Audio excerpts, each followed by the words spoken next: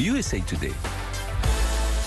Grégory Volokin, président de Mescart Financial Services, est en direct avec nous. C'est pratiquement le Père Noël aujourd'hui, Grégory. Il est venu avec plein de chiffres positifs concernant l'évolution de l'économie aux États-Unis. D'abord, la consommation des ménages, les ventes au détail. Au mois d'octobre, 1,7% de hausse. Grégory, c'est pratiquement 2 fois supérieur à ce qu'on attendait. C'est réellement une bonne nouvelle ou est-ce qu'il y a eu des stocks, des achats de précaution qui ont dopé ce chiffre de la consommation ? En fait, ce chiffre de la consommation, c'est assez étonnant, il faut chaque fois le répéter, il n'est pas ajusté pour l'inflation. Ce qui veut dire quoi?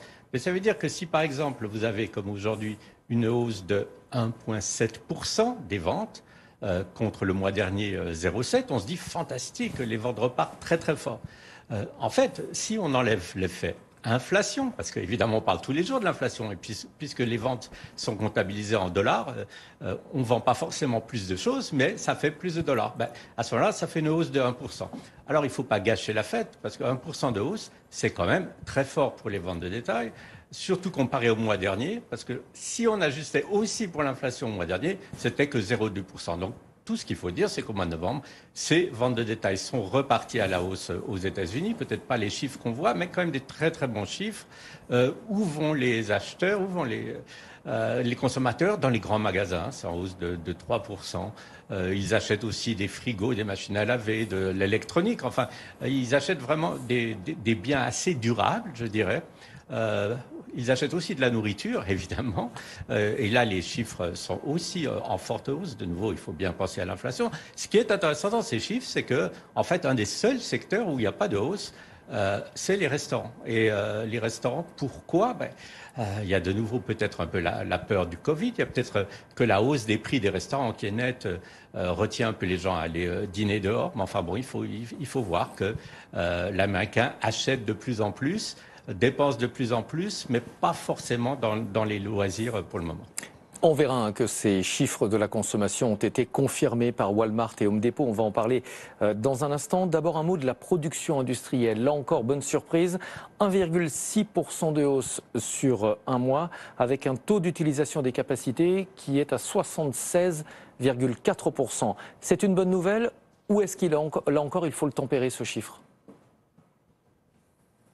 Non, là, il n'y a pas de raison de le tempérer. C'est un chiffre brut qui donne un peu la réalité de la production industrielle. Surtout, ce que ça montre, c'est que le mois d'octobre, finalement, c'est reparti, cette production industrielle. Il y avait eu un vrai trou d'air cet été. Donc ça, c'est une chose. Les capacités de production, là aussi, l'utilisation est plus importante. Qu'est-ce que ça veut dire?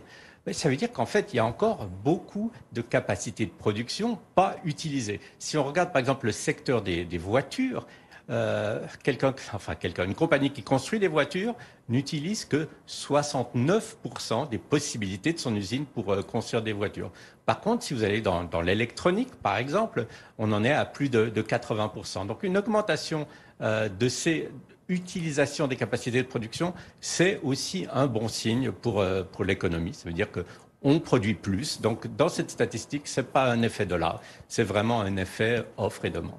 On va parler du consommateur à nouveau avec des chiffres de Walmart, plus grande chaîne de distribution au monde, et de Home Depot. Les chiffres sont très bons. Qu'est-ce qu'ils nous enseignent?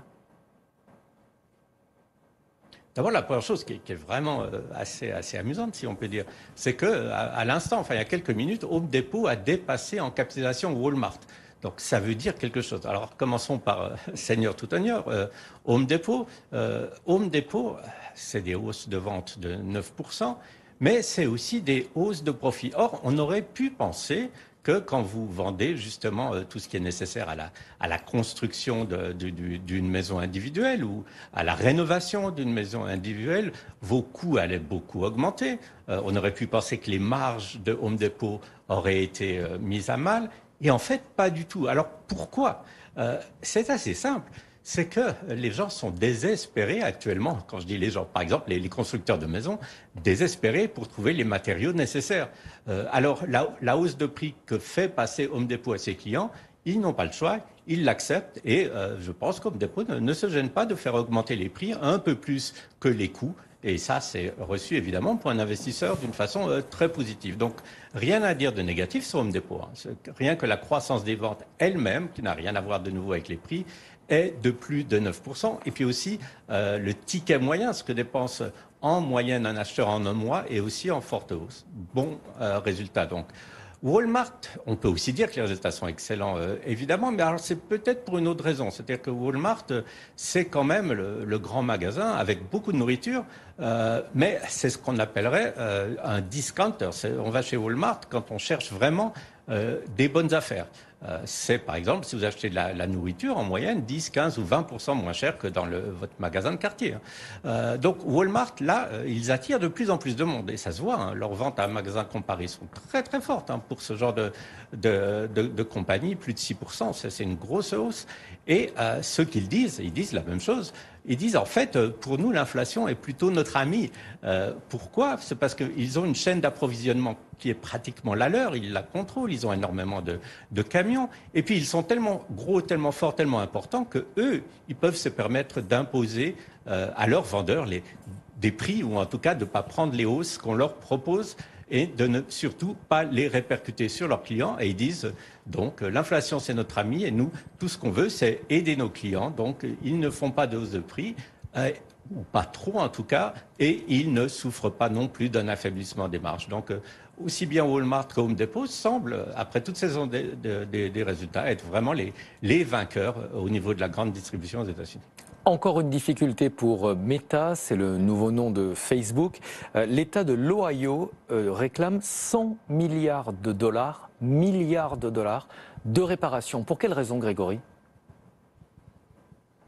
Oui, il faut savoir qu'il y a énormément de procès, évidemment, d'État contre Facebook. Ça, c'est un peu différent. Donc, l'État de l'Ohio, qu'est-ce qu'il dit? Il dit qu'entre mars et octobre 2020, Facebook était en train activement d'essayer de pousser la consommation de Instagram vers les gens les plus jeunes. Donc les plus jeunes, c'est-à-dire dans la classification en dessous de 13 ans. Puisque même à un certain moment, Facebook voulait introduire un Instagram pour les enfants.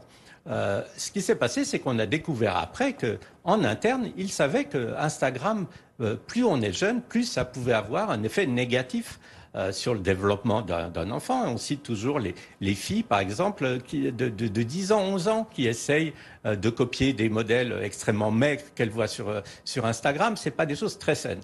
Donc, ils avaient renoncé à ça, sauf que pour l'attorney général de l'Ohio, qu'est-ce qu'il dit? Il dit, pendant ces 6 mois, ils savaient que ça avait des effets néfastes sur les enfants et ils ne l'ont pas dit, donc ils ont trompé les investisseurs. Et là, c'est un peu différent. C'est vrai que si vous étiez investisseur, ça, c'est une donnée très importante que vous ne saviez pas. Et il y a des lois aux États-Unis qu'une compagnie, dès qu'elle a quelque chose de matériel à annoncer, elle doit l'annoncer. C'est évidemment matériel de se rendre compte que la future peut-être le futur de vos utilisateurs sont mis en danger par vos sites. Donc oui, c'est un procès, des poursuites en justice assez original pour un autre sujet que d'habitude, mais en tout cas pour Facebook, Meta, ça s'accumule. Et on va revenir aussi sur le retour en bourse de WeWork.